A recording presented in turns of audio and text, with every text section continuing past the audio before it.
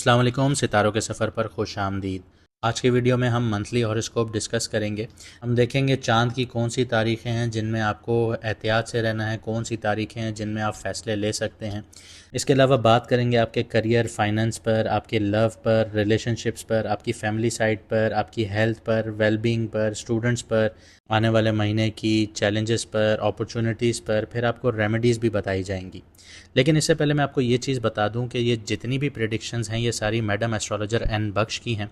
आप लोग जितनी भी वीडियोस देख रहे हैं वो उन्हीं की प्रेडिक्शन है, बस वो कुछ मसरूफियात की वजह से चैनल को टाइम नहीं दे पा रही, तो वो बहुत जल्द वापस आएंगी। तब तक माजरत चाहूँगा, आप लोग मुझे बर्दाश्त कीजिए। लेकिन आप लोग व्हाट्सएप पर उनका अपॉइंटमेंट ले सकते हैं, व्हाट्सएप पर मैसेज करके उनसे बात कर सकते हैं, अपनी ज़िंदगी की मुश्किलात या मसले जो भी हैं आप उनसे डिस्कस कर सकते हैं। वो आपको बेटर वे में गाइड करेंगी और आपकी ज़िंदगी में जो मुश्किलात चल रही हैं उनके हिसाब से आपको रेमेडीज़ बताएंगी ताकि आप लोग अपनी मुश्किलात का हल पा सकें। आइए वीडियो को शुरू करते हैं। कैप्रिकॉन की बात करते हैं, यानी कि मकर राशि, यानी कि बुर्ज जद्दी। मई 2025 आपके लिए अपने आप को समझने का और दुनिया को जीतने वाला महीना है। इस महीने जो मून का ट्रांजिट होगा वो आपको इमोशनली ऊपर नीचे लेके जाएगा हर दूसरे दिन। लेकिन 17 मई के करीब जब मून आपके पहले घर में आएगा तो ये टाइम होगा कि आप इमोशनली रीसेट हो जाएंगे। आपके थर्ड हाउस में जो क्लटर बना हुआ है वो अब आहिस्ता आहिस्ता खुलना शुरू हो रहा है। फोर्थ हाउस में बहुत ज़्यादा पावरफुल पोजीशन में सन बैठा हुआ है। बुध यानी मरकरी भी फोर्थ हाउस में जा रहा है। इसके अलावा जुपिटर भी आप लोगों के लिए पॉजिटिविटी लेके आ रहा है। तो मैं इन शॉर्ट ये कहूँगा कि किस्मत हर तरफ से कैप्रिकॉन वालों को फेवर करने जा रही है। आइए इसको समझते हैं। पहले करियर और फाइनेंस की बात करते हैं। अगर आप किसी गवर्नमेंट या प्राइवेट जॉब में हैं तो मिड मई 14 से 20 मई के आसपास आपके लिए बहुत ही प्रोडक्टिव टाइम स्टार्ट हो जाएगा। बॉस के साथ आपके जो रिलेशनशिप हैं वो बहुत ज़्यादा इम्प्रूव हो जाएंगे और कोई बहुत अच्छी रिस्पॉन्सिबिलिटीज़ भी आप लोगों को मिल सकती हैं। अगर आप लोग कोई अच्छी पोस्टिंग ढूंढ रहे हैं या कोई अच्छा ओहदा ढूंढ रहे हैं तो वो बहुत चांसेस हैं कि आपको मिल जाए आफ्टर 14th मई। इसके अलावा आपके 10th हाउस की बात करूं तो उसमें कोई प्लैनेट नहीं है, लेकिन वीनस और मरकरी की जो पोजीशन है, सन की जो पोजीशन है वो आपको प्रॉपर सपोर्ट कर रही है। सन आपके फोर्थ हाउस में है लेकिन सेवन्थ नज़र जो देख रहा है वो आपके 10th हाउस को देख रहा है। तो जो लोग सेल्स का काम देख रहे हैं, आईटी से जुड़े हुए हैं, मीडिया से जुड़े हुए हैं, डिज़ाइन फील्ड्स में हैं या अपना खुद का कारोबार कर रहे हैं, तो इस टाइम पीरियड में उनको नए क्लाइंट्स मिलेंगे, उनका बिजनेस नेटवर्क बहुत ज़्यादा स्ट्रांग होगा और उनका पोर्टफोलियो भी बहुत ज़्यादा स्ट्रांग होगा। जुपिटर की जो प्लेसमेंट है और जुपिटर का जो ट्रांजिट है वो आपके सिक्स्थ हाउस में हो रहा है। तो पैसा आएगा आप लोगों के पास, लेकिन एक्सपेंसेस भी होंगे। एक्सपेंसेस किस मद में होंगे वो भी बताता हूँ आपको। आपको जो हेल्थ इश्यूज थे, क्रॉनिक हेल्थ इश्यूज थे, तो पिछले 7.5 साल में जो आपको लगे, आपको बीमारियां आई, दांतों से रिलेटेड आई, हड्डियों से रिलेटेड आई, आंखों से रिलेटेड आई, मैदे से रिलेटेड आई, स्टमक से रिलेटेड आई या स्किन से रिलेटेड आई, तो उनको अब आप सही करवाने के लिए पैसा खर्च करेंगे। जो पैसा आएगा पहले अपनी बीमारियों पे लगाएंगे, वहाँ पे आपके एक्सपेंसेस होंगे। देखें, ये बात एक हकीकत है। हम एलीट क्लास की बात नहीं करते, मिडिल क्लास की बात करते हैं कि जब इंसान के पास पैसा नहीं होता ना तो उसको कोई बीमारी आती है तो वो अल्लाह तवक्कल चल रहा होता है, ऊपर वाले के भरोसे पे चल रहा होता है कि ठीक है यार, जब पैसे आएंगे तब मैं देख लूँगा, मैं इसको ठीक करवा लूँगा। तो अब आपका खर्चा आपकी हेल्थ पे लगेगा, आपकी डेली लाइफ जो है उसमें आपके एक्सपेंसेस बढ़ेंगे, लेकिन आपके पास पैसा भी बेतहाशा आना शुरू होगा। इसके अलावा आपका सिक्स्थ हाउस एक्टिव है तो आपके जो जो दुश्मन थे, जो आपने पिछले 7.5 सालों में देखा कि कौन मेरा अपना है कौन मेरा पराया है, तो अब आपको जीत हासिल होगी उनके ऊपर। अब ज़िंदगी आपको, किस्मत आपको एज देने जा रही है उनके ऊपर। जिन लोगों के कोर्ट केसेस थे या कोई लीगल इश्यूज थे तो वो अब रिजॉल्व होना शुरू होंगे, जीत आपकी होना शुरू हो जाएगी, क्योंकि सिक्स्थ हाउस आपका एक्टिव हो रहा है 14th मई के बाद। बस पैसों के मामले में अपना जो बजटिंग है उसको स्मार्ट बनाइएगा। आगे बढ़ते हैं, आपकी लव लाइफ, रिलेशनशिप्स पर बात करते हैं। तो वीनस स्पाइसेस में है जो कि अच्छी पोजीशन है, लेकिन साथ ही राहु बैठा है, सैटर्न बैठा है। तो आपको अट्रैक्शन तो होगी लेकिन ऐसे लोगों से होगी जो आपको हासिल नहीं होंगे। खासकर 7 से 14 मई के आसपास किसी से अट्रैक्शन फील कर सकते हैं, लेकिन पहले पहचान लीजिए फिर दिल लगाइए। आगे बढ़ता हूँ, कमिटेड या मैरिड लोगों की बात करता हूँ। तो सेवन्थ हाउस में मार्स है, जिसकी वजह से आप लोगों की आर्ग्यूमेंट्स के बहुत ज़्यादा चांस हैं। आप लोगों के ईगो क्लैशेस हो सकते हैं, मिसअंडरस्टैंडिंग्स हो सकती हैं। तो बेस्ट एडवाइस ये है कि अपने पार्टनर की बात सुनिए। हर बात का जवाब देना ज़रूरी नहीं होता। अगर वो कुछ कह रहा है और आपको गुस्सा आ रहा है तो एक कान से सुने, दूसरे से निकाल दें, ठंडा गिलास पानी का पीजिए और सुकून कीजिए। अभी अभी आप 7:30 से बाहर आए हैं और किस्मत भी आपको हर तरह से सपोर्ट कर रही है, लेकिन कुछ चीज़ें ऐसी भी हैं जहाँ पे आपको सपोर्ट नहीं है। तो ज़रूरी नहीं कि आप एक छोटी सी चीज़ के लिए नाशुक्री करें और अपना जो अच्छा टाइम है उसको भी बुरे वक्त में तब्दील कर दें। एक पॉजिटिव इंसान बनिए। अगर आपके घर में आर्ग्यूमेंट्स चल रही हैं तो उनको बैठ के रिजॉल्व कीजिए, उनके साथ बैठिए, डिस्कशंस कीजिए, अपने लाइफ पार्टनर के साथ डिस्कशन कीजिए। यहाँ पे आपको बहुत बड़ा एज है कि आपकी जो कन्वर्जेशन है, आपकी जो कम्युनिकेशन टोन है, वो आपको बहुत ज़्यादा एज दे सकती है। लेकिन हार्श वर्ड्स का अवॉइड कीजिएगा, हार्श वर्ड्स यूज़ नहीं करने आप लोगों ने। आगे बढ़ते हैं, आपकी हेल्थ और वेलबींग की बात करते हैं। जैसे मैंने आपको बताया कि आपका 6th हाउस एक्टिव हो रहा है, लेकिन पॉजिटिव वे में एक्टिव हो रहा है। आप लोग अपनी जो बीमारियां हैं, जो जिन जिन लोगों को जो जो बीमारियां लगी थी, उनसे रिकवर करना शुरू करेंगे। लेकिन जो मून की प्लेसमेंट है, मून का ट्रांजिट चलेगा, वो फर्स्ट वीक में आपको ऐसा फील कराएगा कि आपको स्ट्रेस है, आपको नींद की प्रॉब्लम्स हो सकती हैं।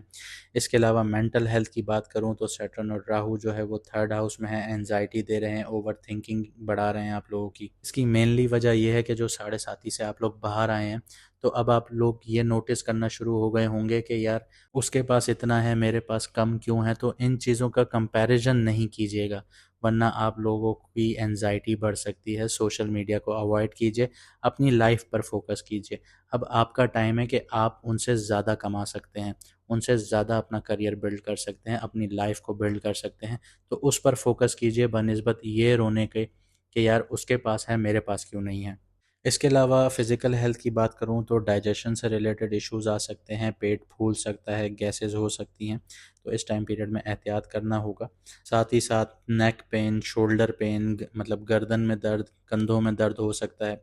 आप लोग अगर ज़्यादा मोबाइल यूज़ करते हैं, लैपटॉप यूज़ करते हैं तो इन चीज़ों से अवॉइड कीजिए। हल्की-फुल्की स्ट्रेचिंग कीजिए, एक ही जगह पे ज़्यादा ना बैठें, उठें, वॉक कीजिए, थोड़ी-सी चहलकदमी कीजिए, ये आपके लिए ज़्यादा अच्छा है।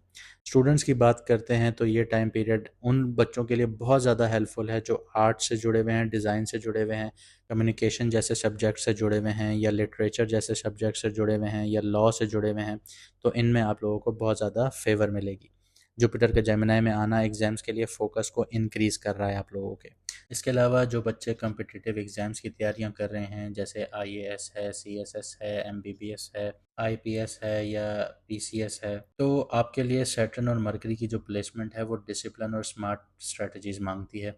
और ये आपको मरकरी प्रोवाइड तो कर रहा है, लेकिन सैटर्न आपसे डिसिप्लिन बहुत ज़्यादा मांग रहा है। लेकिन साथ ही साथ राहु की वजह से डिस्ट्रैक्शंस भी बहुत ज़्यादा बढ़ रही हैं। तो फ़ोन और टाइम वेस्टिंग जो एप्लीकेशंस हैं उनको कंट्रोल में रखिए, वरना जो आपके कीमती साल हैं वो ज़ाया हो सकते हैं। चैलेंजेस और अपॉर्चुनिटीज़ को देखते हैं इस महीने क्या क्या है। ईगो और इमोशनल इम्बैलेंस आप लोगों को देखने को मिल सकती है, क्योंकि मार्स आपके 7th हाउस में बहुत ज़्यादा एक्टिव है। तो स्पेशली रिलेशनशिप्स में ईगो को साइड पे रखिएगा, अपने पार्टनर के साथ बैठ के बात कीजिएगा। एक नई ज़िंदगी आप लोग शुरू करने जा रहे हैं, एक नए तरीके से आप लोग आगे बढ़ने जा रहे हैं, तो ज़रूरी नहीं है कि आप उसकी शुरुआत एक रिश्ता तोड़ के करें। इसके अलावा जो सैटर्न और शनि का जो कंजंक्शन है, वो क्लैरिटी में थोड़ी मुश्किल लग रही है। तो कोई भी फ़ैसला कर रहे हैं, जल्दबाज़ी से बचिएगा। जल्दबाज़ी में कोई भी फ़ैसला नहीं कीजिएगा। अगर आप कोई फ़ैसला करना चाहते हैं, उसके ऊपर रिसर्च कीजिए, समझिए, मार्केट ट्रेंड समझिए। कोई बिज़नेस से रिलेटेड आप डील करना चाह रहे हैं, तो पहले मार्केट ट्रेंड समझिए। कोई प्रोडक्ट लॉन्च करना चाह रहे हैं, मार्केट को समझिए, लोग क्या चाह रहे हैं, उसके बाद कोई फ़ैसला लीजिएगा। मई के एंड में मून कैंसर में होगा, तो मूड स्विंग्स देखने को मिलेंगे, इमोशनल आउटबर्स्ट का भी दिन हो सकता है। अपॉर्चुनिटीज़ यहाँ पे क्या है कि वीनस और मरकरी 3rd हाउस में है। राइटिंग, कंटेंट, ब्लॉगिंग और शॉर्ट कोर्सेज के लिए बहुत ही अच्छा वक्त है। करियर में आपको नए नेटवर्क्स मिलेंगे, आपको नई क्लाइंटेज मिलेगी, आप नए रास्ते आपके खुल सकते हैं। इसके अलावा आपका काम दुनिया रिकग्नाइज करेगी। तो ये बहुत क्रूशल टाइम पीरियड है। अगर आपने पहले मेहनत की थी तो अब आपको उसका फल मिलना शुरू हो जाएगा। जो पहले ब्लॉकेज थी वो ख़त्म हो जाएगी। और अगर आपने नहीं किया पहले काम, तो अब स्टार्ट कर दें, अभी भी देर नहीं हुई। आइए रेमेडीज़ की बात करते हैं। हर थर्सडे या संडे वाले दिन किसी गरीब को या जो रोड के पास काम कर रहे होते हैं उनको पानी या जूस पिलाइए। जैसे ट्रैफिक पुलिस वाले हैं, आजकल गर्मियाँ बहुत ज़्यादा हैं, उनको जूस पिलाइए, पानी पिलाइए। या कोई काम कर रहा है, मज़दूर है, उनको पानी पिलाइए, उनको जूस पिलाइए। ये आपके लिए फ़ायदेमंद है। कुछ पुराने कपड़े अच्छी हालत में हैं तो उनको डोनेट कीजिए, सदका कीजिए, दान कीजिए। स्पेशली जो शूज़ हैं या बैग हैं, इन चीज़ों को आप लोग दान कीजिए, सदका कीजिए। इसके अलावा रोज़ाना 5 मिनट अपना निकालिए और चिड़ियों को खाना पानी दीजिए, दाना दीजिए, उनको पानी दीजिए और 5 मिनट वहीं खड़े रहिए कि वो खाएँ। उनको बिस्किट डालिए, उनको क्रम्स डालिए, ग्रेन्स डालिए, दालें डालें, ये सारी चीज़ें उनको डालें, उनको खिलाएँ। उधर ही खड़े रहें, 5 मिनट देखें, ये आपकी मेंटल क्लैरिटी आपको बहुत ज़्यादा देगी। इसके अलावा बड़े बुज़ुर्गों की मदद करें, उनकी हेल्प करें, उनको ग्रोसरीज़ लेके दें, उनको फ्रूट लेके दें। अगर नहीं लेके दे सकते, उनसे बात करें, उनके साथ बैठें, उनके साथ दोस्ती करें, उनको समझें, तो ये सारी रेमेडीज़ आपके लिए फ़ायदेमंद होंगी। देखिए कैप्रिकॉर्न वालों, आप लोग अभी-अभी 7:30 से बाहर आए हैं, तो कभी-कभी रुक कर सोचना तेज़ दौड़ने से ज़्यादा फ़ायदेमंद होता है। तो इस महीने आपका पेशेंस है, आपका सब्र है, आपकी सबसे बड़ी ताकत यही है। हर सिग्नल को सुनिए, यूनिवर्स आपको स्लो डाउन करने का कह रही है। एकदम से जज़्बात में आके कोई भी फ़ैसले नहीं लेने आपने। कोई भी काम कर रहे हैं, हाँ, माना आपके लिए बहुत ज़्यादा विंडोज़ खुल रही हैं हर चीज़ की। तो कोई भी काम कर रहे हैं उसमें रिसर्च करें। आप लोगों ने 7.5 साल बहुत टेंशन में, बहुत ज़िंदगी के वो पर्सपेक्टिव देखे हैं कि जो अल्लाह किसी दुश्मन को भी ना दिखाए। आपने अपनी बॉडी में, अपनी फ़िज़िकल अपीयरेंस में चेंजेस होते हुए देखे होंगे। आपने ऐसे-ऐसे दोस्तों को जाते हुए देखा होगा जिन पे आपको बहुत ज़्यादा नाज़ होगा कि यार ये मुझे कभी छोड़ के नहीं जा सकता। ऐसे लोग, ऐसे रिश्तों को देखा होगा। लेकिन अब वक़्त है कि वो सब वापस आ सकता है। लेकिन कैसे आएगा कि आपके फ़ैसले आपको आगे लेके जाएँगे। आपका फूँक-फूँक के कदम आगे रखना आपको लेके जाएगा।